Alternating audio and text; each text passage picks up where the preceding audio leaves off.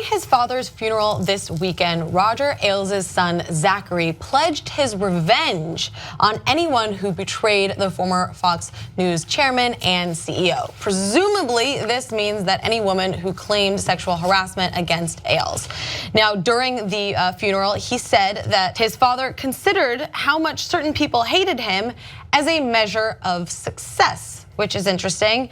And then he said that he was going to fight to clear his father's name after a series of sexual harassment allegations, saying that I want all the people who betrayed my father to know that I'm coming after them and hell is coming with me. So obviously, the apple does not fall far from the tree there, and this is unfortunate because I think a lot of the times when these people come out for sexual harassment claims and they're from however many years ago, or people wonder why people don't give their names or whatever. Like, why didn't you say something? Why didn't you say? This is why. Because now this billionaire little twerp is saying that all hell is coming for you because you came forward and said that this abuse happened to you, and it's just awful. I get what you're saying. This kid's 17.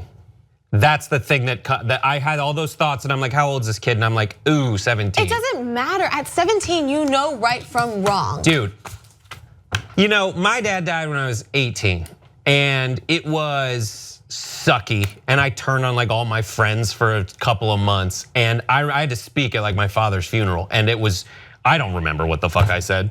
Like I just started like reciting memories and just like crying. And so I get it.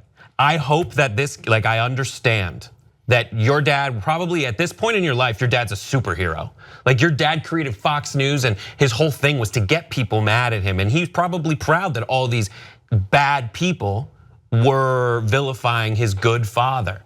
And at this point, like I'm willing to carve out a window of time for this guy to hopefully go take some time off, get away from it, be angry, go through all your stages of grief. But if afterwards you're still going after people who, as you say, like had to go through like a really crappy situation, and guess what? They didn't know it was gonna kill your father. They didn't know that. I mean, yeah, they were speaking up for all the reasons you do. If after a while this kid's still singing this tune, then we have a different conversation, in my opinion. Well, I'm between you guys, both literally and metaphorically. And so, on the one hand, I'm with Brett that 17-year-old kids who just lost their dads are gonna be pissed. And they don't have the full context. What would you believe? A bunch of people you don't know your dad, right? So, and I knew somebody, a really good friend of mine who lost their dad just around that age, and full of rage, and it wasn't even an Ailes type of situation where there's a lot of people who hate him, and then you feel like you're besieged and etc. Right? On the other hand, if after you take time to grieve and all that stuff, he then uses now Ailes wasn't a billionaire, but had plenty of money. He uses tens of millions, hundreds of millions of dollars to actually bring hell with him. Like if he was a kid, his dad died, he watched Tombstone and he says this, that's okay, I get it, right?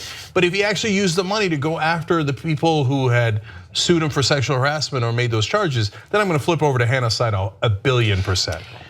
Yeah, but I think even the way that we're like starting to talk about this is still sort of putting these women in a really bad situation, even saying like victim shaming, the way that we're talking about Roger Ailes' death, saying that all these allegations against him is what killed him.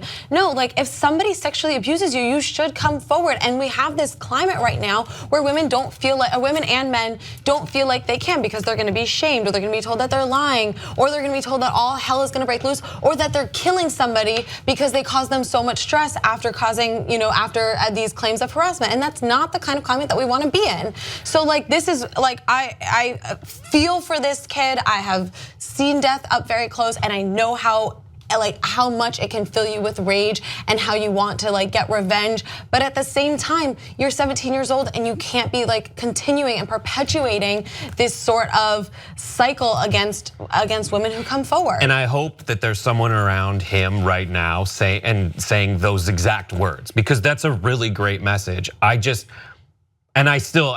believe that, as I said, these women came forward for good reasons. And I don't think they're lying. And I think there is no place for that kind of behavior in the workplace to do that to the women that Roger Ailes, allegedly victimized, who I'm willing to believe he actually did all that stuff. I hope there's someone around this kid saying, listen, those women came forward, we'll let that bear out. In the meantime, like, let's get you back on normal footing, because he is a kid at 17 who just lost his dad. And while he might well be like a total twerp, and someone with that much money is likely to be a total twerp, but like I want to give him like a couple months to go take part of that $40 million exit package that you're inheriting, and just like take a vacation and just kind of deal with it. Yeah. So last thing on it is, again, on one hand, the other hand, he didn't say the women, right? If he means like his dad's political enemies like us, then have at it, Hoss, right? We're adults, we're grown-ups. You want to waste your money, enjoy, right? But if you do mean the women, well, then again, I hope that couple of months helps you to cool down, etc., because your dad did do it. So look, on the day that Roger Ailes died, I gave Roger Ailes a lot of crap because that's exactly what he deserved. Dying didn't magically make him a good person. He was a terrible person when he was alive. He was a terrible person the day after he died.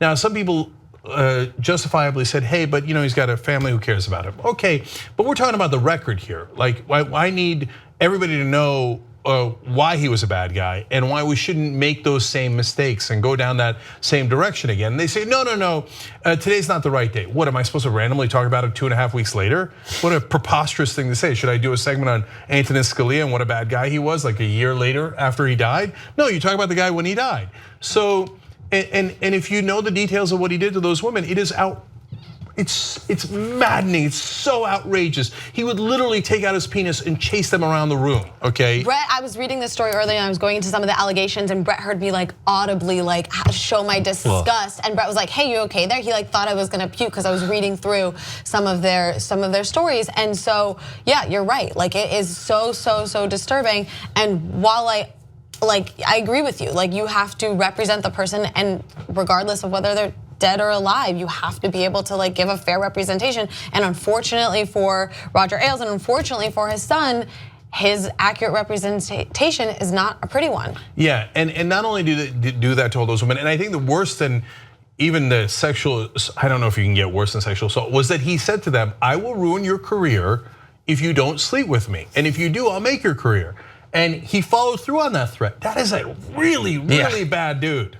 Okay, let alone the bigotry that he poured into this country, the hatred that he poured in through his propaganda on Fox News and when he worked for Nixon, Reagan, etc. So if you're outraged that I'm saying that, have at it, Hoss, okay? So leave the women alone. They came after your dad because they were finally standing up for themselves, okay? But if after a couple months you're still mad and you say, how dare they say that? And here, we're being true to what we said on day one. For his family, that's their business, and I get why they're angry. Brett and I just said it, right? And I get if I was 17 years old, I might have the same exact reaction as him, right?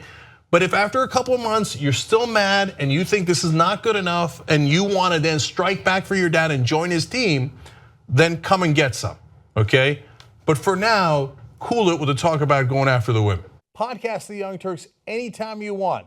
TYTnetwork.com/join. I think it's weird. No, it's not weird. In fact, you'll think, I'm like a smart person.